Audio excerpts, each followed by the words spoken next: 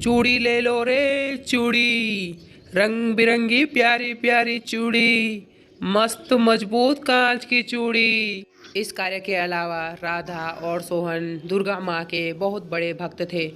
राधा रोजाना अपनी बनाई हुई कांच की लाल लाल चूड़ियाँ सबसे पहले दुर्गा माँ को चढ़ाया करती थी और वे चूड़ियाँ अक्सर दुर्गा माँ तक पहुँच भी जाती थी, क्योंकि राधा सच्चे मन से रोज भेंट चढ़ाती थी। माँ, लगता है आज भी धरती पर रहने वाले राधा और सोहन ने आपको लाल चूड़ियाँ भेंट की हैं। हाँ शेरू, धरती लोक में रहने वाले राधा और सोहन मेरे बहुत बड़े भक्त हैं। वो दोनों रोज बड़ी मेहनत से ये सुंदर सुंदर चूड़ियाँ बनाते हैं और फिर उन चूड़ियों में से कुछ लाल रंग की चूड़ियाँ सबसे पहले मुझे भेंट करते हैं। वो जानते हैं कि मुझे लाल रंग की चूड़ियाँ कितनी पसंद हैं।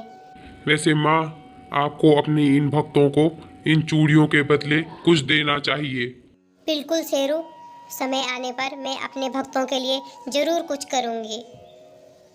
तब एक दिन राधा जब सोहन को चूड़ियों की टोकरी दे रही थी, तब सोहन का मन बहुत दुखी था। वह दुखी मन से टोकरी पकड़ता है। क्या हुआ जी? आज आप कुछ परेशान लग रहे हैं। क्या हुआ है, मुझे बताइए। क्या कहूँ राधा, मैं तो गांव से ये सब सोचकर इस शहर में आया था कि यहाँ रोजगार के साधन मिलेंगे, लेकिन यहाँ के बड़े व्यापारी तो मुझे बाजार में खड़ा तक नहीं होने देते हैं। वे जैसे ही मैं जाता हूँ हंगामा मचा देते हैं। अरे तो इसमें परेशान होने वाली कौन सी बात है। आप ऐसा कीजिए, बाजार मत जाइए और छोटी छोटी गलियों में जाकर अपनी चूड़ियाँ बेचिए, क्योंकि बाजार में खरीदी करने के लिए भी तो ये छोटी छोटी गलियों के लोग ही तो आते हैं। राधा के कहने पर सोहन छोटी छोटी गलियों में चूड़ी बेचने के लिए चले जाता है। चूड़ी ले लो चूड़ी, चूड़ी वाला आया चूड़ी ले लो चूड़ी, घर की बनी मजबूत कांच की चूड़ी ले लो। रुको भैया, तुम्हारे इस टोकरी की चूड़ियाँ तो बहुत सुंदर लग रही हैं। मजबूत तो होंगी ना? हाँ मैडम जी, ये बिल्कुल मजबूत है। तो आप मुझे एक लाल रंग की दे दीजिए और एक हरे रंग की। मुझे भी एक लाल रंग की और एक हरे रंग की चूड़ियाँ दे दीजिए भैया। अब इस तरह से सोहन शहर की गलियों में चूड़ी बेचने लगा और उसका व्यापार भी बहुत अच्छे से होने लगा। लेकिन जल्दी ही यह बात बाजार के चूड़ी व्यापारियों को पता चल गई। उस गांव के आए मोहन ने हमारे शहर की गलियों गलियों में चूड़ी बेचना शुरू कर दिया है। भाई साहब, अगर ऐसा हुआ तो हमसे चूड़ियाँ खरीदने कौन आएगा? आप तो बिल्कुल सही कह रहे हैं भाई साहब। अगर ऐसा हुआ तो हमसे कौन चूड़ियाँ खरीदेगा? उन औरतों को तो घर में बैठ बैठ के चूड़ियाँ मिल जाएंगी, फिर कोई बाजार में थोड़े ना आएगा। हमें जल्द से जल्द कुछ करना पड़ेगा भाई साहब, नहीं तो हमारा बरसों का जमा जमाया व्यापार ठप हो जाएगा। कुछ तो करना ही पड़ेगा भाई साहब। हाँ, बिल्कुल ठीक कह रहे हो भाई आप। हमें जल्द से जल्द कुछ करना ही पड़ेगा। ऐसे तो ये सोहन हमारे शहर की गलियों गलियों में बेचकर हमारा कारोबार ठप कर देगा और हमारे भूखे मरने की नौबत आ जाएगी। फिर हम कहाँ जाएंगे, कैसे अपना परिवार पालेंगे?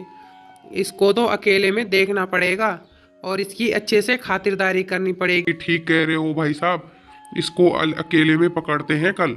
फिर अगले दिन सोहन टोकरी में चूड़ियाँ रखकर बेचने के लिए जैसे ही शहर की गलियों में गया, वो तीनों चूड़ी व्यापारी उसका इंतजार कर रहे थे। अरे सोहन, हमने तुमसे मना किया था ना कि यहाँ बिल्कुल तुम चूड़ी नहीं बेचोगे, तो फिर क्यों तुम यहाँ चूड़ियाँ बेच रहे हो और क्यों गलियों गलियों में जाकर औरतों को चूड़ियाँ दे रहे हो? लेकिन मैं अब कहाँ शहर में चूड़ी बेचने आता हूँ, मैं तो शहर की इन गलियों में चूड़ी बेचता हूँ। लेकिन तुम यहाँ भी क्यों चूड़ियाँ बेच रहे हो? इससे भी तो हमारा व्यापार ठप हो रहा है। वो औरतें आती तो इन्हीं गलियों से है ना चूड़ी खरीदने के लिए। अब तुम अगर यहाँ बेचोगे तो हमारे पास कौन आएगा चूड़ियाँ खरीदने के लिए? तुम शहर की गलियों में चूड़ी बेचोगे, इसीलिए तो हमारा व्यापार आजकल खत्म हो गया है, ठप हो गया है। हमसे कोई कुछ लेने नहीं आ रहा है बाजारों में। आज तो हम तुझे और तेरी चूड़ियों को तोड़ फोड़ डालेंगे और तुझे अच्छा सबक सिखाएंगे। तू आज से कभी भी शहर की गलियों में चूड़ी बेचने नहीं आ पाएगा। अब देख बेटा, तू बिल्कुल सही कह रहे हो भाई साहब। आज तो इसे सबक सिखाना ही पड़ेगा, नहीं तो ये हमारा जीना मुश्किल कर देगा। बचाओ! फिर उन व्यापारियों ने सोहन को मारकर उसके सारे पैसे ले लिए और उसकी चूड़ियाँ भी तोड़ ताड़ कर उसकी टोकरी से बाहर फेंक दी।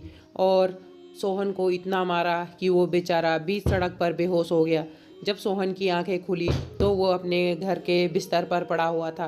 बहन, अब तुम चिंता मत करो, भाई को होश आ गया है। आप कौन? मैं कहाँ हूँ? आप कौन हो बहन? जी, इस बहन का नाम दुर्गा है। ये आपको बीच सड़क से उठा कर लाई।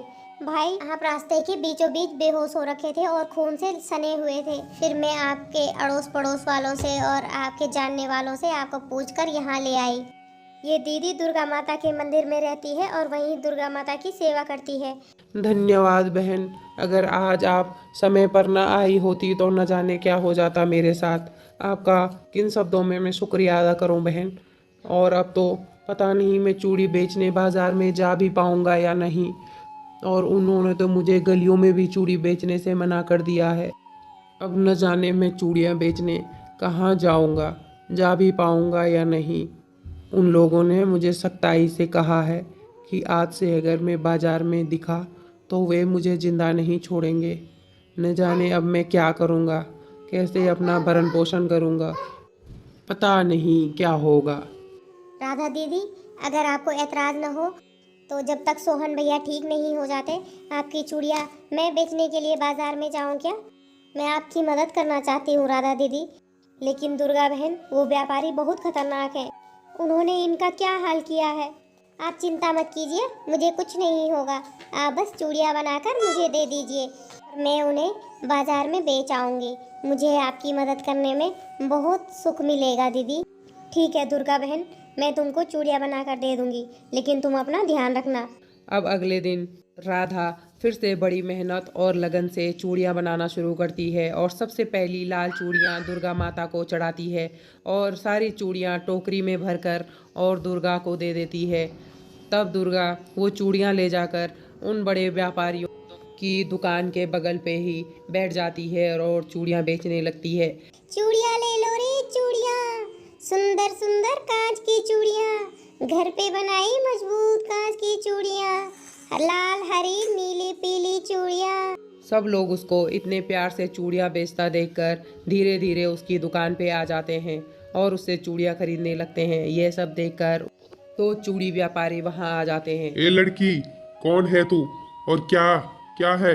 हमारी दुकान के सामने तूने क्यों दुकान लगा दी है? तुझे दिखाई नहीं दे रहा है यहाँ पे हमारी इतनी बड़ी चूड़ियों की दुकान है?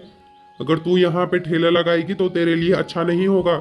और जो भी इससे चूड़ियाँ खरीदेगा उसका हम वो हाल करेंगे कि चूड़ियाँ पहनने के लायक नहीं रहोगे।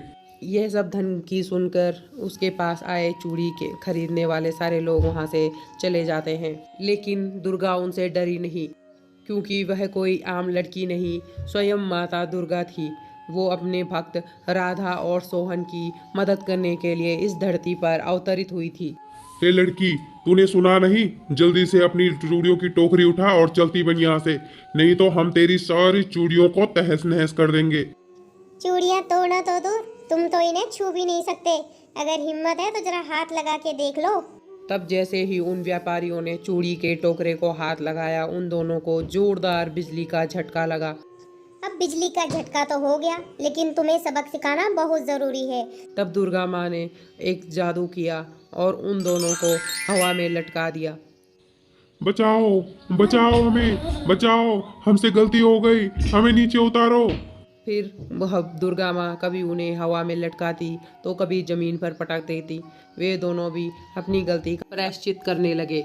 हमें माफ कर दो दीदी, हमें नीचे उतारो, हमसे बहुत बड़ी भूल हो गई है। हम आज से कभी किसी को परेशान नहीं करेंगे दीदी, हमें माफ कर दो।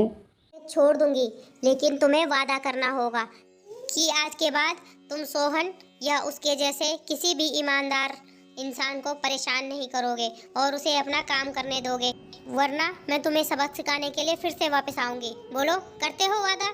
हाँ हाँ, हम वादा करते हैं दीदी, आज के बाद हम सोहन या उसके जैसे किसी भी ईमानदार आदमी को कभी परेशान नहीं करेंगे। हम वादा करते हैं, हम आज के बाद कभी किसी को परेशान नहीं करेंगे।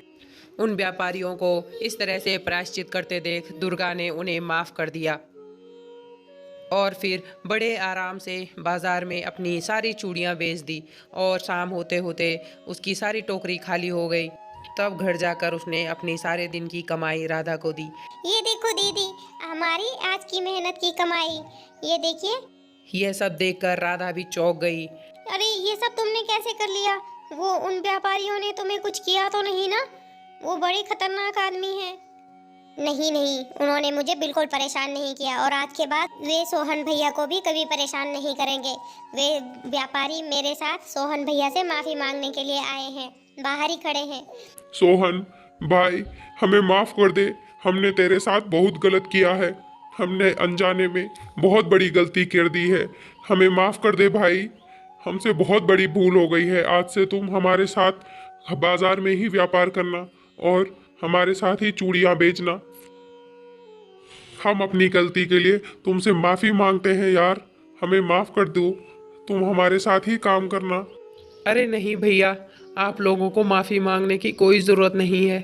आप दोनों को अपनी गलती का एहसास हुआ, यही हमारे लिए काफ़ी है। बहन दुर्गा, मुझे नहीं पता कि तुमने ये सब कैसे किया, लेकिन इन लोगों को सबक सिखाकर तुमने आज हमारी सारी परेशानियां दूर कर दी। तुम्हारा बहुत बहुत धन्यवाद बहन दुर्गा। तभी राधा की नज़र दुर्गा के पहने हुए चूड़ियों पे पड़ती है।